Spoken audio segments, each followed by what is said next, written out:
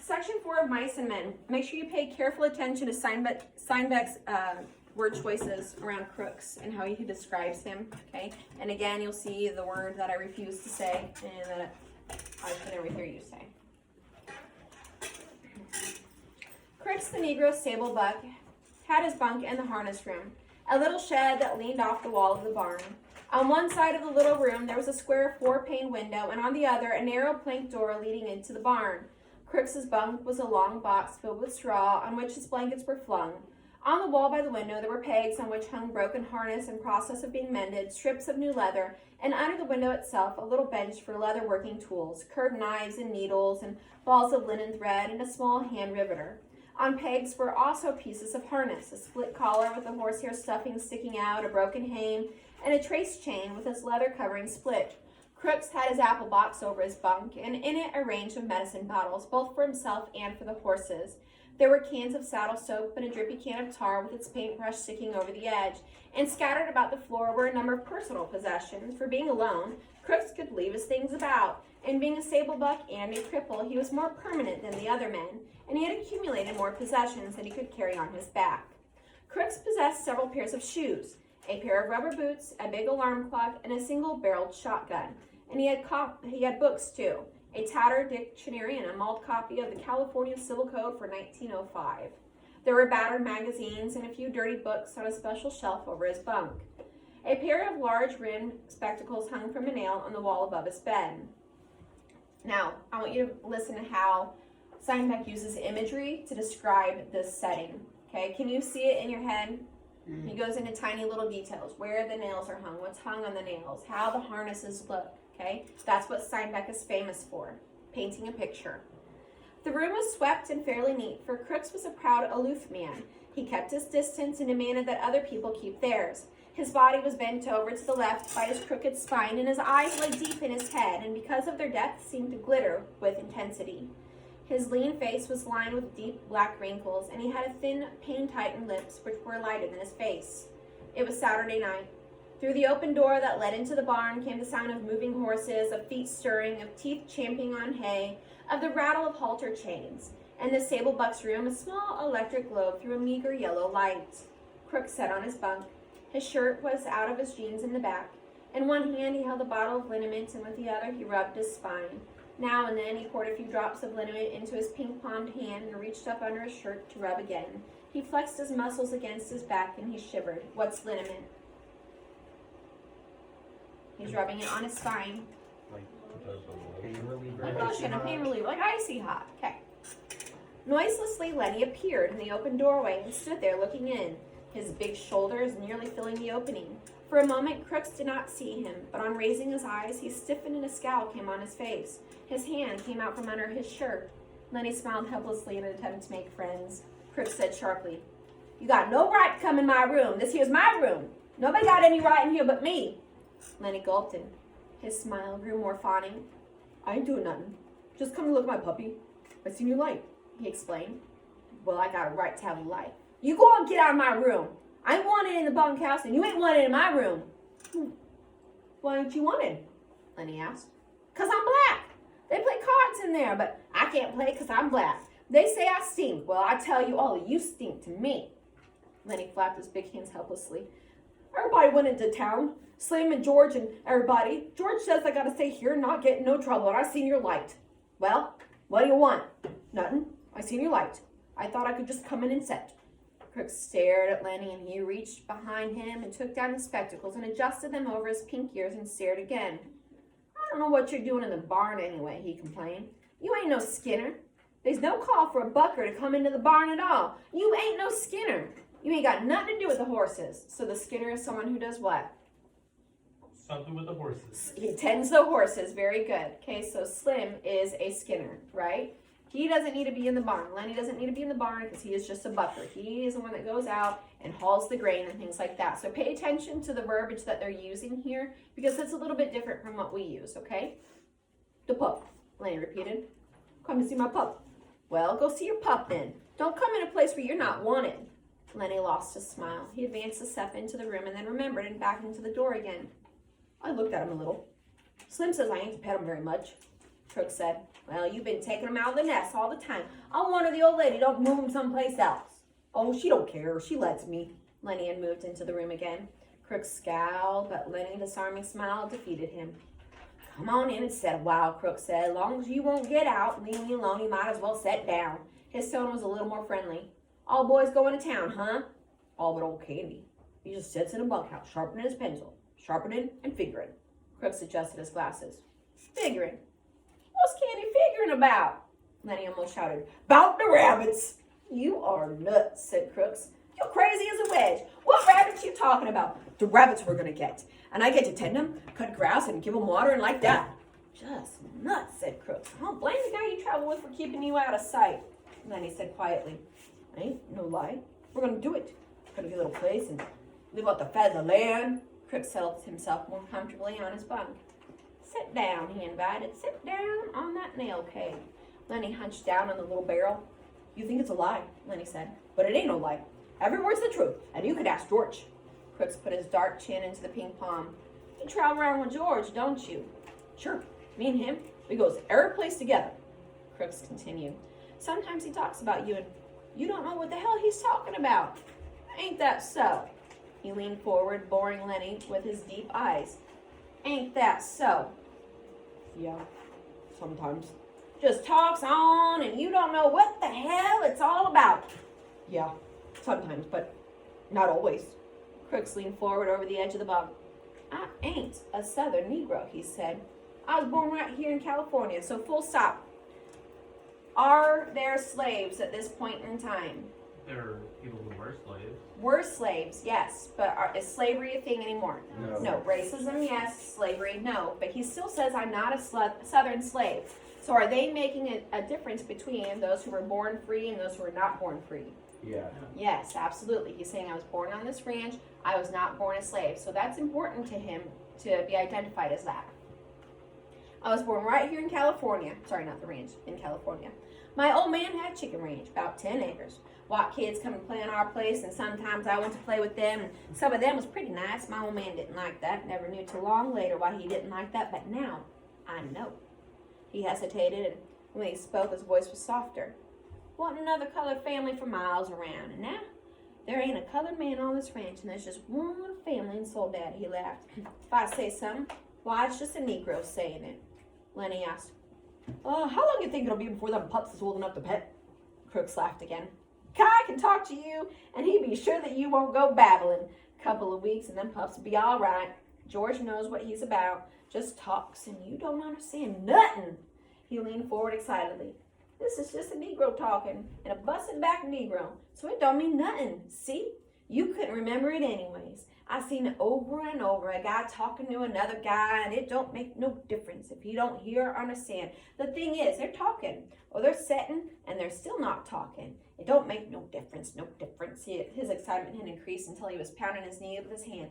George can tell you screwy things, and it don't matter. It's just the talking. It's just being with another guy. That's all. He paused. So, what he's saying is, that's why George keeps you around, is he can just sit there and talk with you, and it doesn't matter if you understand what he's saying or not, okay? You're not going to turn around and say anything to anyone else. You're actually kind of like the perfect companion here. And then does Lenny have an opinion on anything that happens? Not really. So he's like the perfect person to have around. Like, I'm just going to boss you around and tell you what to do, and you're going to go along with it. And I can still sit here and talk to you and enjoy having another person. All he wants is And pups. Lenny is too dumb to not like Crooks because he's black. Right, yeah. Lenny doesn't see it, right? It's kind of like kids. Like, if a kid, that's how kids are. Kids aren't dumb, but they can really see, like, Kids are pretty dumb. they're not dumb, okay? Kids can really see, like, what is good in a human being. They don't see things like skin color. That's something that's taught, unfortunately. His voice grew soft and persuasive. Suppose, George, he don't come back no more. Suppose he took a powder and just ain't coming back. What do you do then? Lenny's attention came gradually to what had been said. What? He demanded. I said, suppose George went into town tonight and you never heard from him no more. Crooks pressed forward, some kind of private victory. Just suppose that, he repeated. He won't do it! George won't do nothing like that. I've been with George a long time. He'll come back tonight. But the doubt was too much for him. Don't you think that he will? Crooks' face lighted with pleasure in his torture. Nobody can't tell a guy what to do, he observed calmly. Let's say he wants to come back and he can't. Suppose he gets killed or hurt and he can't come back. Lenny struggled to understand. George won't do nothing like that. George is careful. George won't get hurt. He ain't never been hurt because he's careful. What is Crooks doing here? Trying to scare him. Scary. He's playing with his emotions. He's scaring him. He's manipulating him, okay? And why do you think he's doing this? To have fun. Have fun. Yeah, because even George admitted that he had done that with Lenny, right? Like he jump off that bridge. Oh crap! I almost killed him. He comes out and he's grateful that I could help pull him out. It's human nature can innately be bad sometimes, especially whenever it comes to relationships and whenever you're trying to find that power. Crooks is the bottom of the barrel here, right? He sees an opportunity to be just one step ahead of someone else, okay? And he's taking that right now. Well, just suppose he don't come back. What do you do then? Lenny's face wrinkled with apprehension. I don't know. Say, what you doing anyways? This ain't true. George ain't got hurt. Crooks bored in on him. Want me to tell you what'll happen? They'll take you to a booby hatch. They'll tie you up with a collar like a dog. What's a booby hatch? What do you think it is, Brendan? They talk about hanging. They're going to put a collar on you, tie you up like a dog. Like a kennel? Mental institution.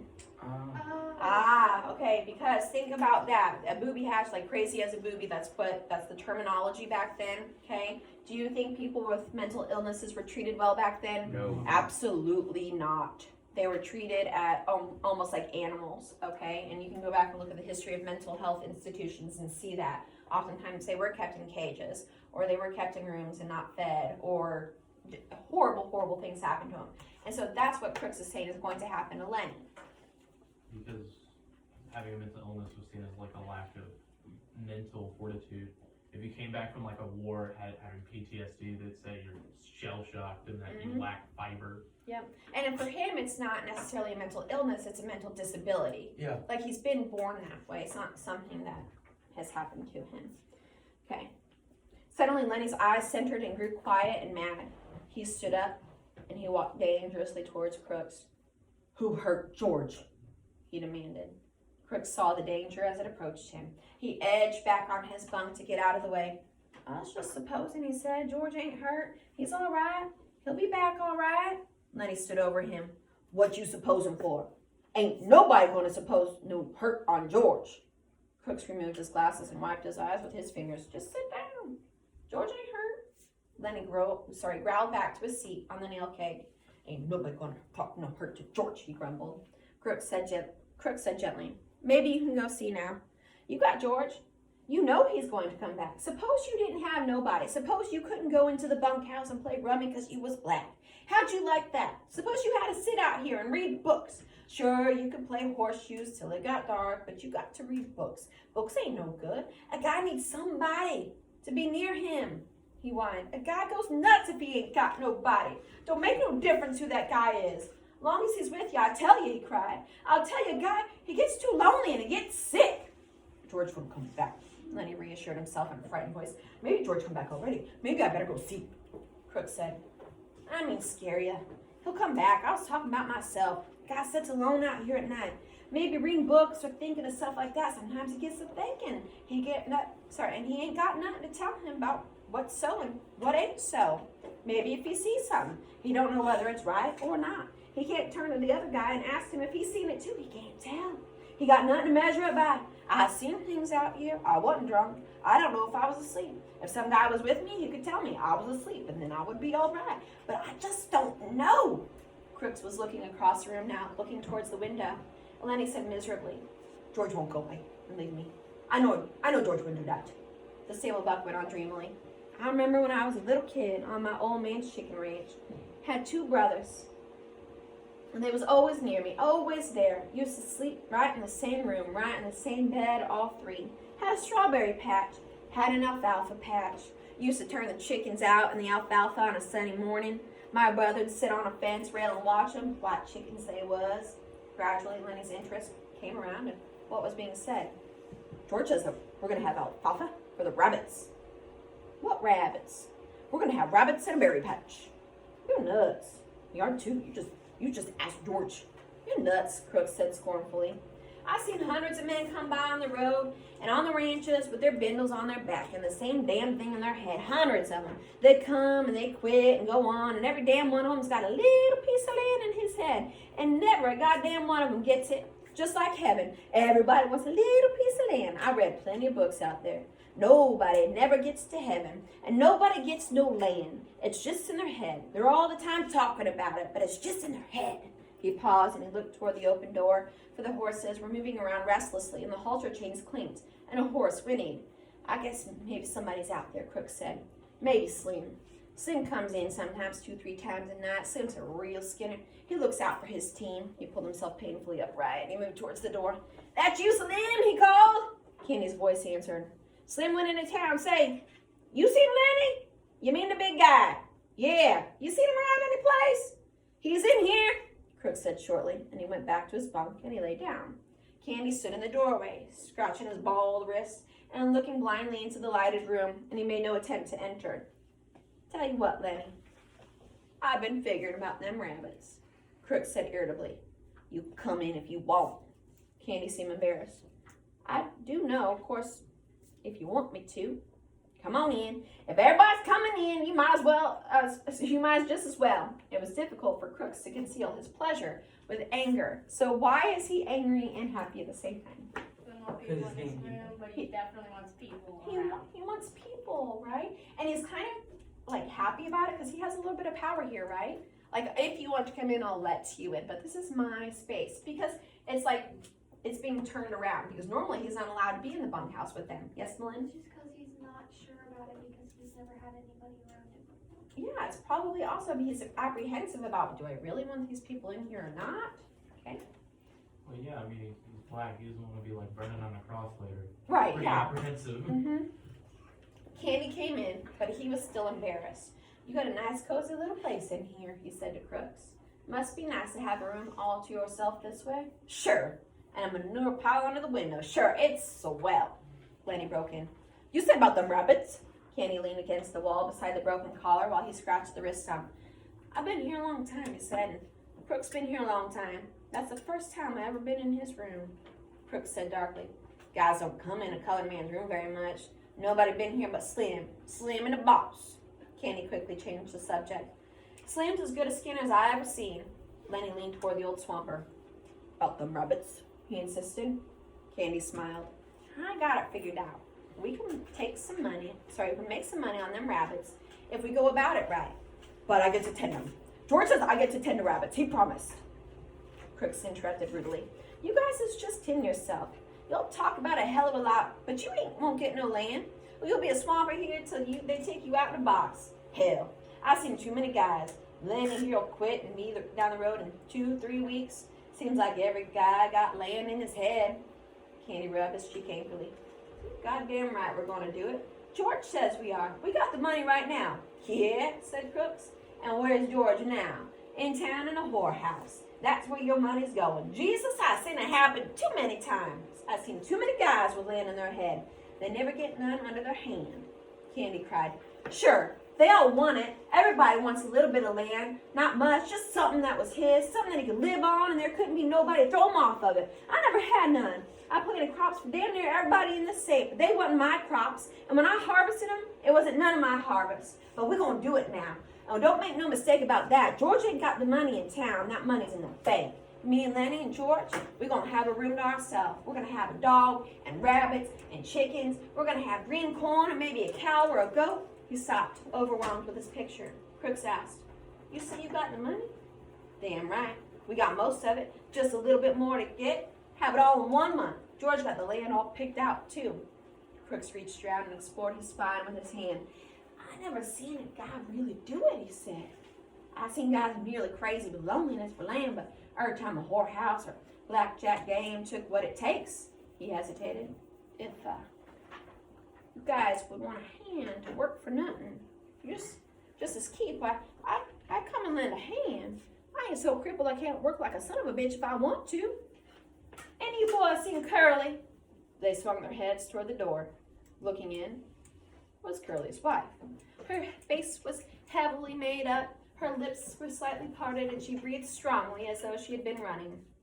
Curly ain't been here, Candy said sourly. She stood still in the doorway, smiling a little at them, rubbing the nails of one hand with the thumb and forefinger of the other, and her eyes traveled from one face to another. Her eyes traveled from one face to another.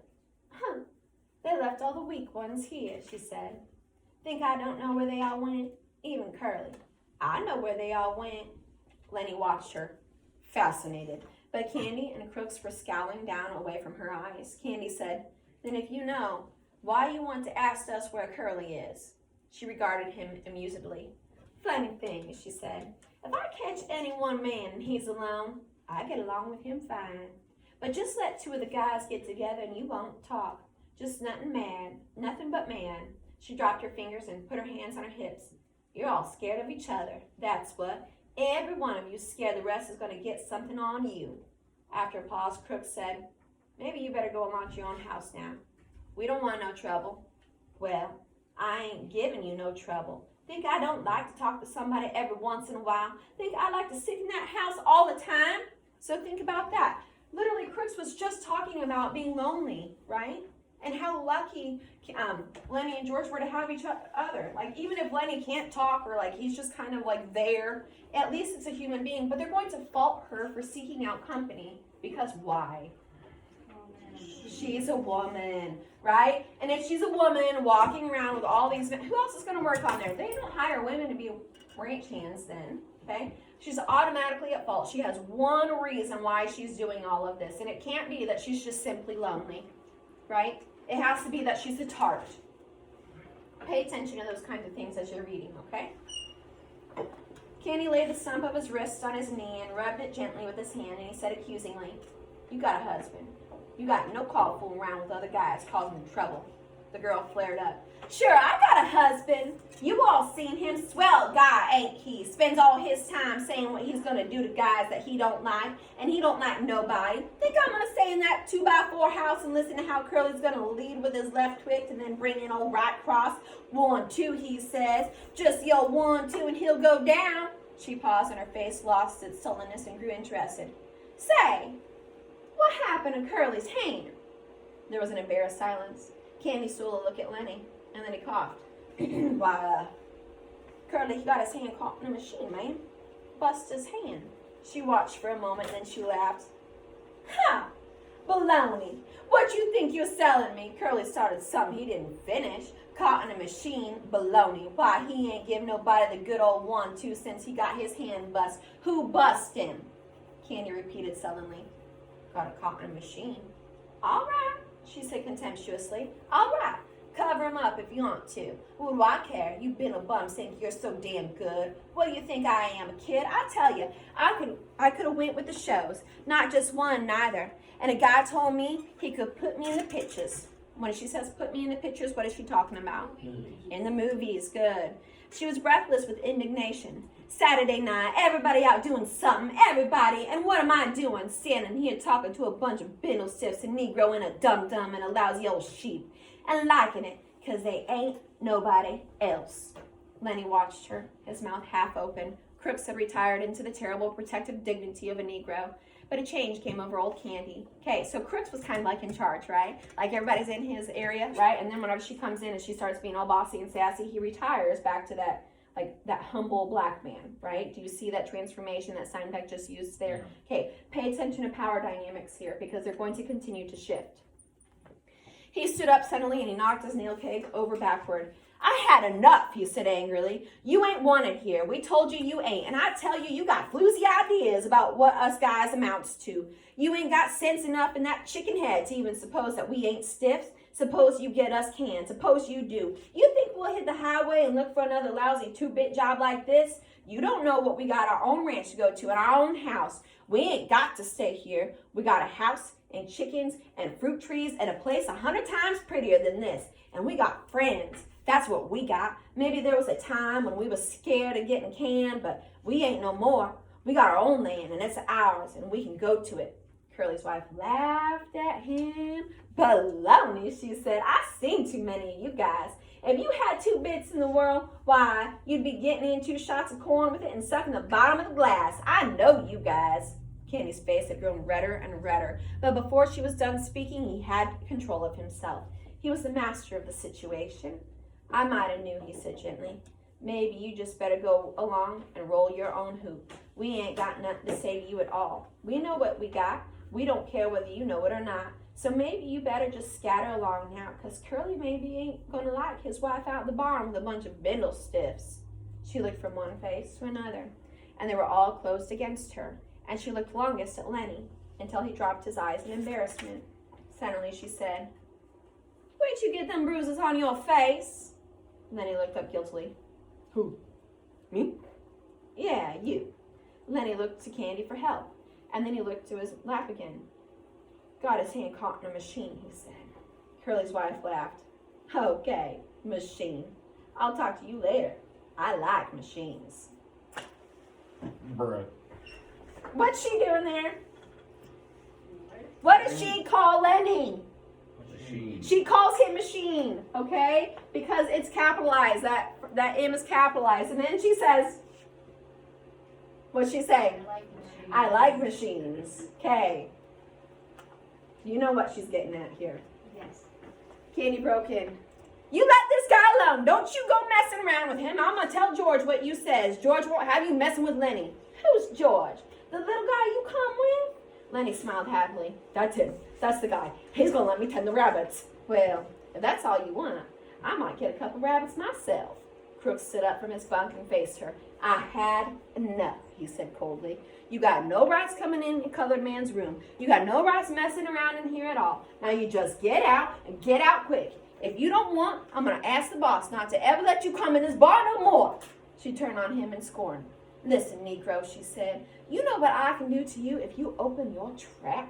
Crooks stared hopelessly at her, and then he sat down on his bed, on his bunk, and drew it into himself. She closed in on him. "You know what I could do?" Crooks seemed to grow smaller, and he pressed himself against the wall. "Yes, ma'am." "Well, you keep your place then, Negro. I could get you strung up on a tree so easy, it ain't even funny." So what is she saying she could do? Kill him. Kill. Have him killed. Have him killed by what? Boss. Hanging him. So what's something she could say? Could she just make an accusation? Yeah. Simple as that. There would be no trial. There would be no court. Nothing. He would just be hung. Remember this piece of the story whenever we start reading To Kill a Mockingbird next. Okay? Because that's what that whole book is around. Crooks is a black man, and the wife is. Does it ever name her anything other than just Curly? No. And is there a purpose to why they don't name her? Yeah. Because Yes. she's just Curly's wife. Because, she's Curly's wife. She is a possession in this book. The only female in this book is a possession.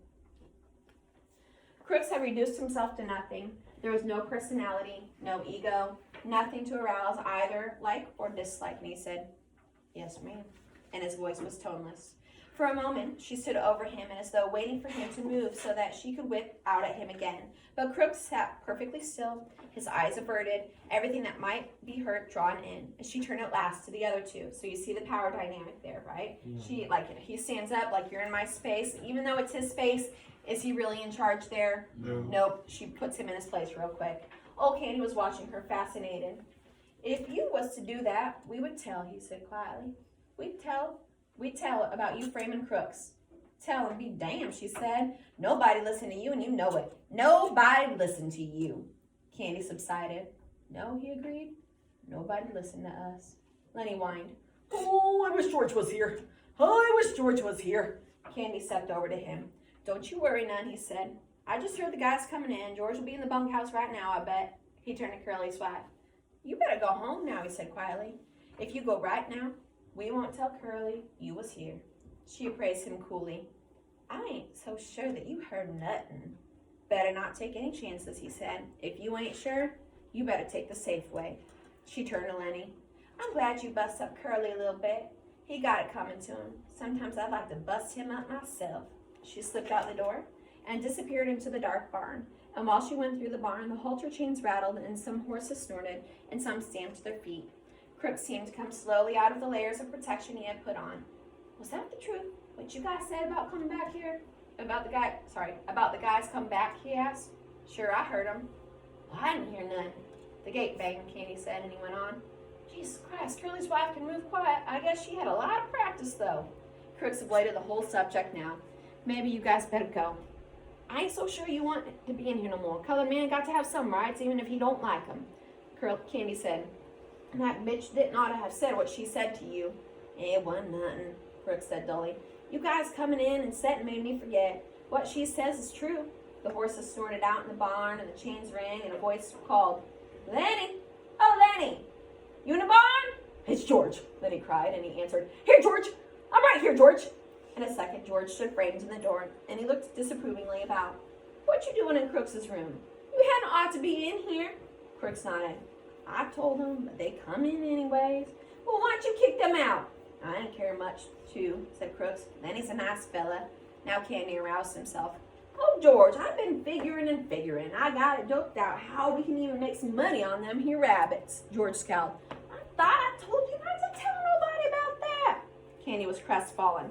Didn't tell nobody but Crooks. George said, Well, you guys get out of here. Jesus seems like I can't go away for a minute. Candy and Lenny stood up and went toward the door. Crooks called, Candy. Huh. You remember what I said about hoeing and doing all those odd jobs? Yeah, I remember, said Candy. Yeah, just forget it. I didn't mean it. Just fooling. I wouldn't want no place like that. Okay, if you feel like that. Good night. The three men went out of the door, and they went through the barn. The horses snorted. The halter chains rattled. Crooks sat on his bunk and looked at the door for a moment, and then he reached for the liniment bottle. He pulled out his shirt and back, poured a little liniment in his pink palm, and reaching around, he fell slowly to rubbing his back.